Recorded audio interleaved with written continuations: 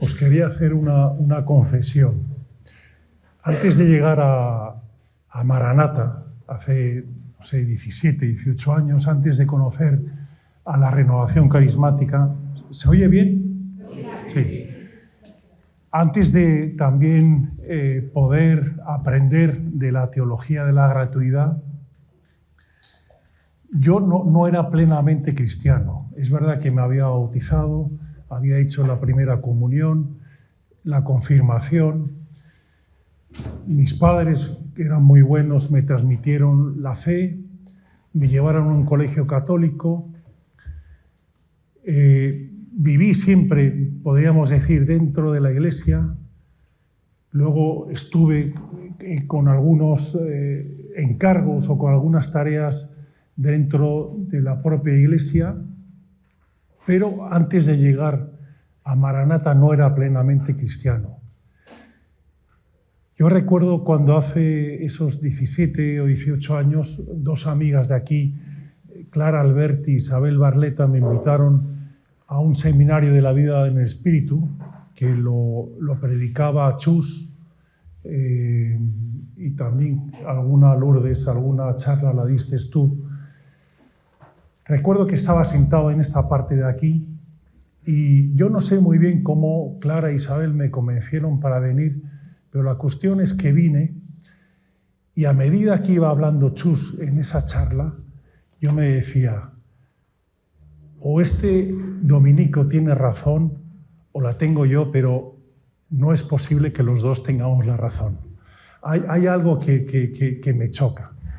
Bueno, terminó la primera charla, vine a la semana siguiente y continué viniendo hasta terminar todo el seminario del Espíritu.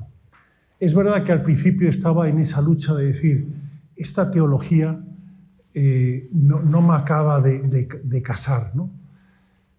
Pero es verdad que tenía tanta sequedad, tenía tanta, podríamos decir, sí, una sequedad, que es verdad que las palabras de Chus y la charla que dio, las dos charlas que dio Lourdes, me fueron poco a poco como sintiendo un agua fresca que me iba renovando, que me iba animando, que me iba dando como vida, ¿no?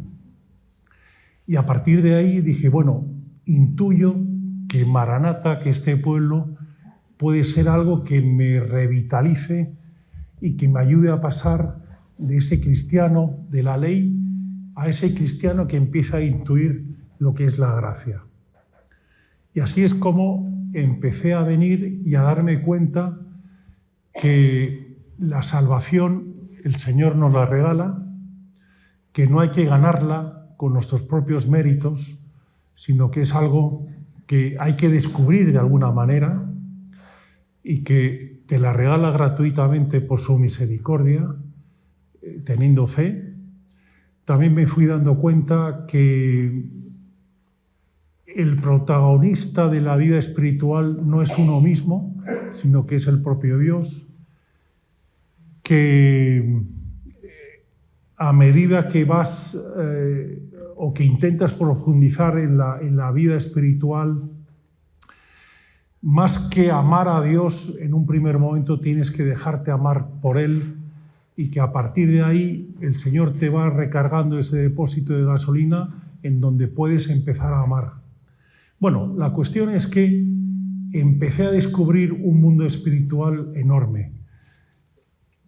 Ángel decía al principio de esta oración que podemos estar orgullosos, yo creo que sanamente orgullosos de este pueblo, ¿no? de Maranata, ¿no? Y es verdad que a simple vista Maranata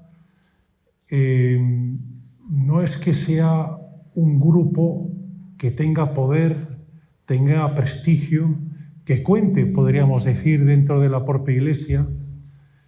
Bueno, es un grupo más, pero sin embargo tiene un tesoro escondido que a veces no somos capaces de transmitir. Recuerdo que hace unos años traje a unos amigos aquí y se quedaron tan espantados. Ahora hay luz y estaba pintado, pero en su momento estaba todo como destartalado, incluso creo que había alguna ventana rota, ¿no? Que se quedaron un poco impactados por la cuestión humana, donde Maranata, bueno, tiene este local que podríamos decir que le tenemos cariño, pero tampoco es un local como acogedor, un local que te atrapa, un local que te invita a venir todas las semanas, ¿no? Bueno, pues este grupo, eran 5, entre ellos un catedrático, no logró descubrir ese tesoro escondido de Maranata y al cabo de media hora se fueron. ¿Cuál es el tesoro de Maranata? Justamente eso, el descubrirnos, esa gratuidad, el descubrirnos que más que hacer hay que dejar hacer, más que planificar hay que dejar que Dios planifique en nuestra vida.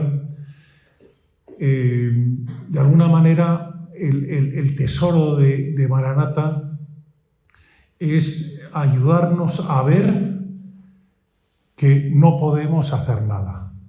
Esa es una de las frases que más me impactaron en una de las meditaciones o una de las enseñanzas de Maranata. No podemos hacer nada. Por mucho que pensamos que tenemos cualidades, que tenemos capacidades, no podemos hacer nada. Y ahí es donde encaja perfectamente lo que decía Bernanos de todo es gracia, ¿no? Dios nos ha regalado la vida, para empezar. Nosotros no nos la hemos regalado a nosotros mismos. Nos ha dado una familia, nos ha dado una inteligencia, unos dones, unos carismas. Todo eso es algo que nos lo ha dado de forma gratuita, y nosotros no nos lo hemos ganado por mucho que pensemos esa frase tan repetitiva, ¿no? En los libros de autoayuda, te lo mereces, o yo me lo he ganado. Nosotros no nos hemos ganado absolutamente nada, todo es gratuito. Bueno, pues para mí el secreto grande de Maranata, ese que a veces a primera vista cuesta ver, es como Maranata no es un primer plato, quizás podríamos decir que es un postre. Hay que seguir de alguna manera avanzando en el primero y en el segundo para llegar al postre y darnos cuenta de la maravilla que es Maranata. Maranata, para mí, ¿qué es lo que hace? Maranata es una fábrica de cristianos.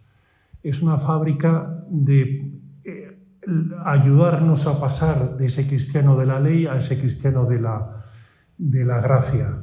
Si me permitís un símil civil, Maranata es como una fábrica industrial que tiene una cadena de producción en donde le metes un metal bruto, feo, un metal sin ningún tipo de atractivo, y a través de esa cadena de producción acaba saliendo un objeto bello, un objeto único, un objeto diferente, un objeto atractivo. Algunos podrán decir que los carismáticos en general viven un poco aparte de todo, porque están todo el día rezando, cantando y alabando, y de alguna manera viven un poco en la interioricidad, de forma interna, de forma casi podríamos decir endogámica, un poco aparte del mundo, o ajenos del mundo, o sin que les preocupe el mundo. Esa es una crítica que a veces nos hacen, una crítica quizás un poco frívola del que ve los toros desde la barrera y no baja a torearlo, ¿no? Pero si realmente entramos en la vida del Espíritu, en donde Dios te coge completamente y donde tú ya eres como una arcilla, en donde poco a poco vas intuyendo que te tienes que dejar hacer, ahí te das cuenta que el Espíritu Santo todos los días, en cualquier momento, te va susurrando, te va empujando, te va iluminando sobre lo que tienes que hacer. Cuando entras en Maranata, estás muy aferrado a tu plan personal, a tu plan humano, aquello que con tu inteligencia y con tu sabiduría crees que debes hacer. Cuando ya sales de esa cadena de producción de Maranata, ya empiezas a darte cuenta que tienes que dejarte hacer, que es el Señor el que te susurra y que tienes que hacerle caso. Y en ese hacerle caso y escucharle y dejarte iluminar es cuando empiezas a darte cuenta que todos los dones y todos los carismas que el Espíritu Santo te ha regalado no son para ti, sino que son para el pueblo y para la comunidad y para el mundo. Y por lo tanto, tienes que estar pendiente para dejarte empujar por ese espíritu que en un momento determinado te pedirá una cosa u otra. El iniciar un proyecto concreto que pueda ayudar a una serie de gente, el atender a una persona. A cada uno nos pide cosas muy diferentes. Pero lo bonito es que a todos nos pide algo si estamos haciendo vacío al ruido y haciendo vacío al mundo, y solo pendiente de lo que nos dice y nos susurra el Espíritu Santo. Ese es un poco lo que a veces no nos damos cuenta del tesoro que tenemos, ¿no? Lo fácil sería entrar un poco en la dinámica de la ley o en la dinámica de que tenemos que hacer, o yo tengo que salvar al mundo, o yo tengo que ayudar a lograr algo muy bello y algo muy deseable, que la pobreza en el mundo termine, o el hambre, o que se imponga la paz, o otras muchas cosas legítimas y bonitas que forman parte de los ideales de este mundo y de los ideales de nosotros. Pero lo bonito de Maranata es que su espiritualidad, el Espíritu Santo, el Señor nos está diciendo que nosotros no podemos hacer nada. Y que si en un momento determinado hacemos algo y es algo valioso, lo hacemos porque el Espíritu Santo es el que nos ha empujado. Y nuestro mérito está justamente en haber dicho que sí. Hace unas semanas me pasó una cosa muy curiosa. Estaba en la calle Velázquez con Ramón y Hermosilla, parado en un semáforo, y a la otra parte de la calle había una señora que estaba gritando y llorando, como medio tumbada en el suelo, como apoyada en la pared, pero de una forma muy ostentosa. Y mientras que esta señora de unos 50, 60 años gritaba y lloraba, la gente iba pasando delante suyo sin prestarle la más mínima atención. Yo, desde el semáforo, estaba viéndola y yo por dentro me estaba diciendo, no tengo tiempo de pararme. No tengo tiempo de pararme, que llego tarde, y tampoco tengo muchas ganas, no estoy en condiciones de pararme.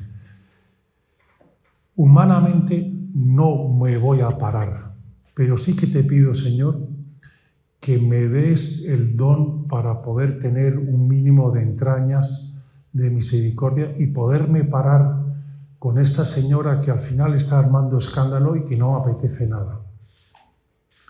Crucé la calle y el Señor me dio ese don. Me acerqué a ella, empecé a hablar un poquito, se fue calmando, se fue relajando, y ya después de unos minutos la dejé, y una vez que la dejaba me abordó una chica que venía por la calle y me dijo, oye, yo hace una hora he pasado y esa señora estaba gritando, cuéntame qué le pasa. Bueno, le expliqué rápidamente, me dijo, ¿yo qué puedo hacer? Yo no le dije nada, pero ella misma me dijo, voy a llamar al SAMUR, algo que no se me había ocurrido. Voy a llamar al SAMUR porque esta señora necesita que la atiendan y nosotros no podemos hacer mucho más que estar con ella, pero voy a llamar al SAMUR. Bueno, ahí se quedó la cosa y me fui. Yo, desde la ley, seguramente hubiera pasado de largo. Hubiera pasado y me hubiera justificado perfectamente. Llego tarde, ¿yo qué voy a hacer? Hay otra gente que a lo mejor tiene más tiempo y le puede ayudar, pero sobre todo yo humanamente no me sale poder hablar con esta señora. Sin embargo, el Señor me regaló el don y me empujó a hablar con ella. No sé si os pasa que cuando aparece en un domingo la parábola del samaritano y nos leen en misa la parábola del samaritano, generalmente en la predicación nos suele comentar el predicador que el samaritano era muy buena persona, que era un hombre portentoso, que era un modelo y que tenemos que seguir al samaritano y que tenemos que ser unos nuevos samaritanos. Y prácticamente en todas las homilías se repite la misma dinámica, que te empujan a ser buen samaritano, pero sin decirte cómo. De alguna manera una predicación un poco moralista, ser bueno, sí, vale, pero desde mi carne, desde mi persona, yo no puedo ser bueno. O el samaritano recibió un don potente del Espíritu Santo para poder acoger a esa persona que estaba enfermo, desvalido y abandonado, o si no, difícilmente hubiera podido acogerlo. Seguramente todos vosotros habéis visto la obra de teatro o la película de Los Miserables, la escena esta tan potente del obispo que está en su casa y llega la policía y le trae al protagonista y le dice al obispo: ¿Este ladrón ha estado con usted? Sí. Pues aquí tenemos una serie de joyas y de objetos que ha robado de su casa. Y el obispo le dice: no, este señor ha estado conmigo, pero se lo he dado yo y además se le olvidó estos otros objetos de valor que no cogió. Indudablemente, Los Miserables es una ficción, pero puede ser algo que pueda pasar. Esa circunstancia, ese episodio concreto, o algo más extremo. Y yo me pregunto, si fuera real ese obispo o ese sacerdote protagonista de esa escena, tiene que recibir un don especial para tener esas entrañas. Porque si tú acoges en tu casa a un señor, le das de comer, le cuidas, y luego se va y encima te ha robado y no te ha dado las gracias, lo que te pide el interior, tu carne, es denunciarlo a la policía por desagradecido, por ser lo peor. Y sin embargo, ese hombre recibió el don, pongamos, si fuera en el caso real, que es una ficción, para poder acoger a esta situación. Tengo un amigo que hace años le pasó una situación personal terrible, de calumnias, de difamaciones, de arruinar su vida desde el punto de vista familiar, económico, de todo tipo. Y una vez me decía: estoy intentando perdonar a la persona que me ha hecho daño, que me ha arruinado la vida, que me ha dejado prácticamente orillado al borde de la pobreza, pero no puedo. Y yo le decía: ¿cómo vas a perdonar si tú desde tus entrañas no puedes perdonar? Lo que te han hecho es suficientemente grave como para poder perdonar esas infamias. O es Dios el que te da la gracia especial para perdonar, o si no, tú no puedes perdonar.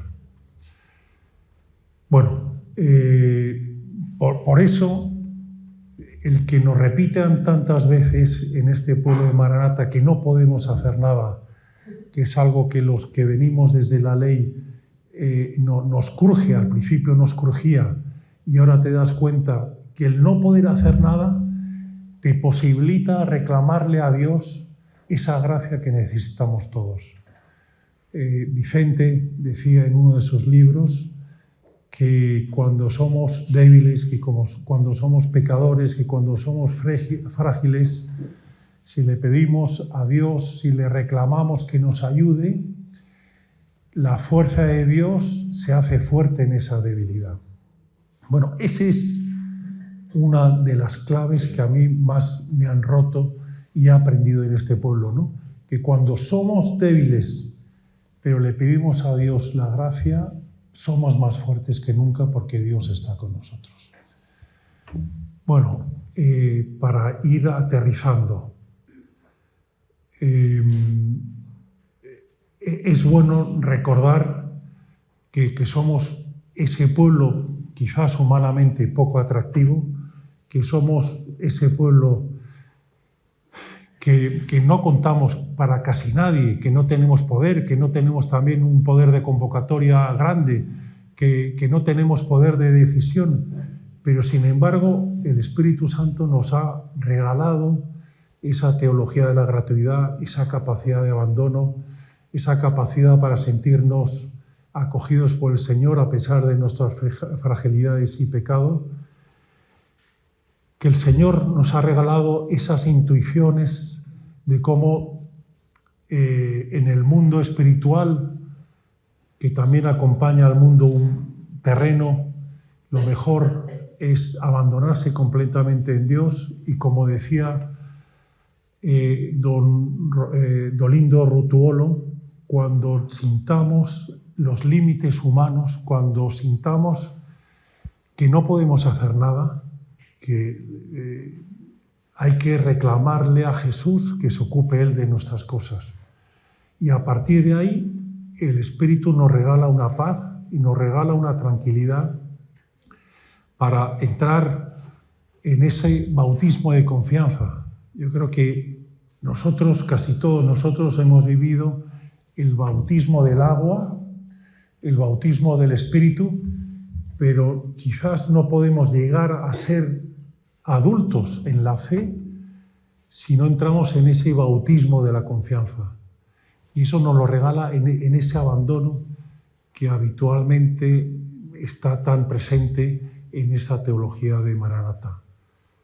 Por eso que el pedido para este pueblo, el pedido que nos lo tenemos que recordar entre nosotros, el pedido también como regalo de Navidad, es que no miremos hacia la ley, no miremos quizás a otros ambientes donde el rostro de Pelagio está muy presente y en donde el corto plazo hace que pueda ser muy eficaz en la dinámica de las fuerzas propias que cada uno tenemos, pero que al final, una vez que pasas esos primeros metros, te rompes o te vacías. Por eso que el Señor nos ha regalado esa intuición de que tenemos que vivir del Espíritu, tenemos que vivir de la gracia y que tenemos que estar